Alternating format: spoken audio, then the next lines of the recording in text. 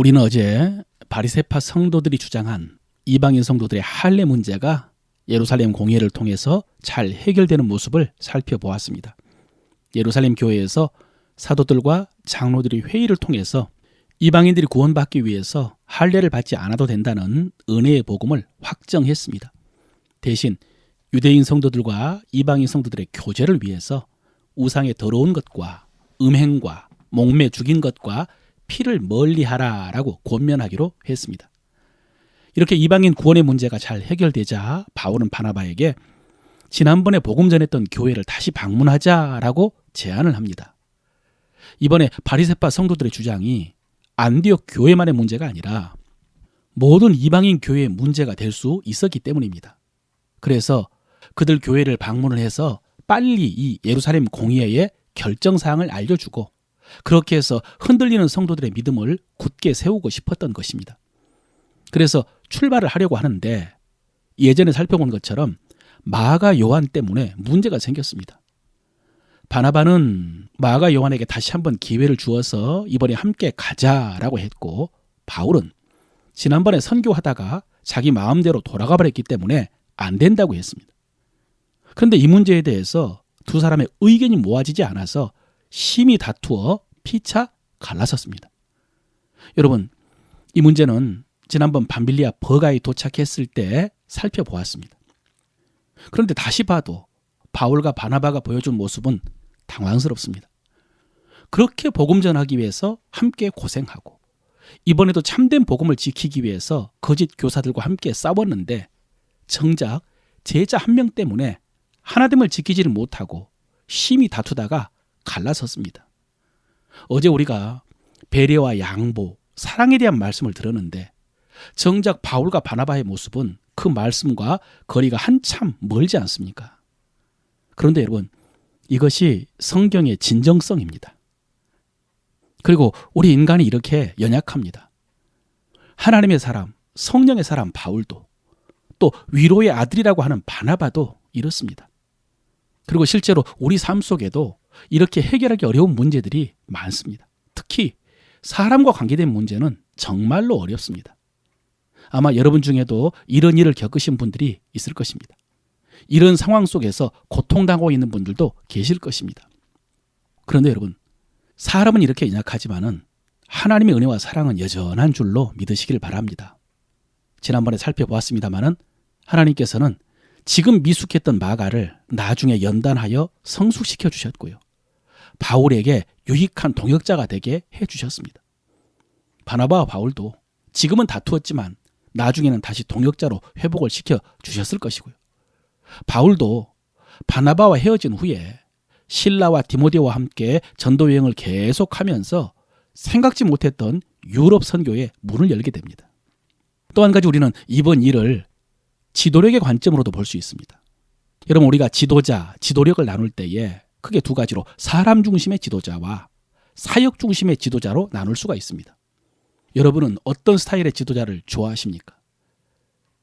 가장 좋은 예로 지금 1차 전도여행 때 중간에 돌아가 버린 마가 요한에 대해서 다시 한번 함께 데리고 가자라고 한 바나바는 사람 중심의 지도자라고 할 수 있습니다. 반면에 이제는 함께 할 수 없다라고 고집한 바울은 사역 중심의 지도자라고 할 수 있습니다. 아마 대부분의 성도들은 사역 중심보다는 사람 중심의 지도자를 더 좋아할 것입니다. 실수를 해도 이해해주고 감싸주고 따라오지 못하면 기다려주는 지도자를 다들 좋아할 것입니다. 그리고 사람들에게는 누구나 다 이런 부모, 이런 선생님, 이런 지도자가 필요합니다. 그런데 여러분, 이렇게 사람들의 연약함에 대해서 한정없이 이해하고 기다려주고 감싸주다 보면은 일이 안 될 수가 있습니다. 우리에게는 감당해야 될, 해야 될 주의 사명이 있는데 이게 제대로 안 될 수가 있습니다. 사람들이 바나바 같은 지도자를 좋아한다고 바울이 바나바처럼 했으면 그러면 사도 바울이 했던 그 많은 선교, 교회 개척, 양육, 서신서 사역은 다 하지를 못했을 것입니다. 사실은 균형이 잡히면 가장 좋습니다. 한 사람 한 사람을 소중히 여기고 살피고 또 필요를 채워주고 그러면서 일을 할 때는 원칙을 가지고 추진력 있게 감당을 하면 가장 좋겠죠. 그러나 여러분, 그렇지 못한 지도자를 보더라도 너무 힘들어하지 마시기를 바랍니다. 하나님께서는 다양한 사람들을 통해서 다양한 뜻을 이루십니다. 그러므로 인간의 연약함만 보면서 힘들어하지 마시고, 그럼에도 불구하고 우리가 알지 못하는 놀라운 일을 이루시는 하나님의 손길을 바라보시기를 바랍니다. 바울과 바나바가 이 마가 요한의 문제로 다투다가 갈라져서 바나바가 마가 요한을 데리고 구보로로 떠나자 바울은 실라를 데리고 육로로 해서 1차 전도여행 때 복음을 전했던 곳으로 갔습니다. 여기서 갑자기 실라가 등장을 하는데요. 헬라어 발음은 실로아노입니다. 예루살렘 공회에서 이방인의 할례 문제와 율법 문제를 결정한 후에 그 내용을 편지로 써서 안디옥 교회로 보내기로 했는데, 그때 편지를 바울과 바나바 편에 보낸 것이 아니라 예루살렘 교회 관계자들을 함께 보내기로 했습니다. 그 사람들이 유다와 실라인데요. 사도행전 15장 32절 이하에 보면은 유다와 실라도 선지자라 여러 말로 형제들을 권면하고 굳게 하고 얼마 있다가 평안히 가라는 전송을 형제들에게 받고 자기를 보냈던 사람에게로 돌아가되 34절은 없음 이렇게 되어 있습니다. 그런데 이 34절 옆에 각주 3번이라고 되어 있고요. 성경 아래 3번을 보면은 어떤 사본에는 신라는 그들과 함께 유하기를 작정하고가 있다 이렇게 되어 있습니다. 여러분, 예루살렘으로 돌아간 유다는 히브리파 유대인입니다. 유대 이름입니다. 반면에 신라는 헬라파 유대인입니다. 신라는 그동안 예루살렘 교회에서 사역을 했지만은 안디옥 교회에 와서 바울과 바나바의 사역을 본 후에는 자신의 비전이 이방인 선교에 더 맞다고 생각해서 안디옥에 남기로 한 것 같습니다. 그러다가 바울이 2차 전도여행을 떠난다고 하자 따라 나선 것입니다. 여러분 보십시오. 앞서 살펴본 지도력의 스타일만 다른 것이 아니라 개인적인 은사와 부르심이 다 다릅니다. 비전이 다르고 사명이 다릅니다. 예루살렘 교회에 맞는 사람이 있고 안디옥 교회에 맞는 사람이 있습니다.